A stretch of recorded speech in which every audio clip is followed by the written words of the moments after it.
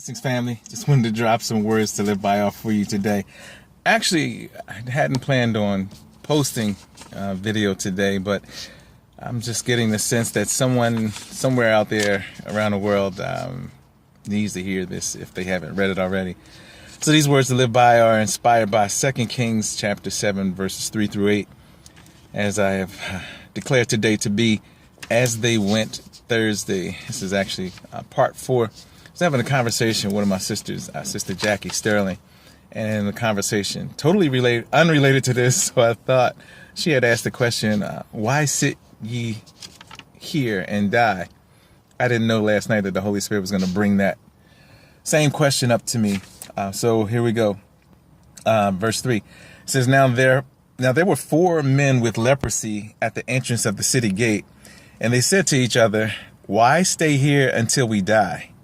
If we say we'll go into the city, the famine is there and we will die. And if we stay here, we will die.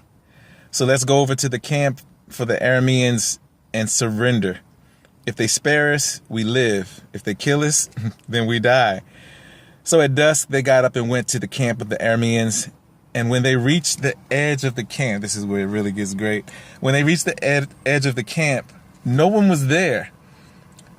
For the Lord had caused the Arameans to hear the sound of chariots and horses and a great army.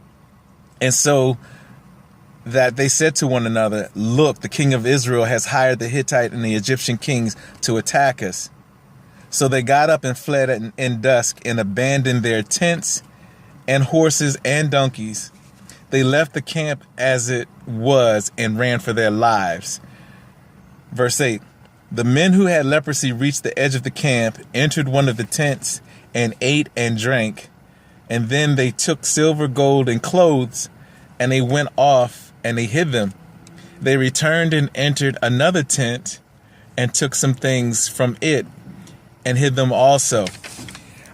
So I just wanted to share, especially since tomorrow is probably going to be Frontier Friday, part whatever, probably 8. One of the things that I learned from reading this about the lepers is that logic can be lethal. In other words, forming an opinion or trying to figure out things based on our feelings can be fatal. You see, as believers, we must walk by faith and not by sight.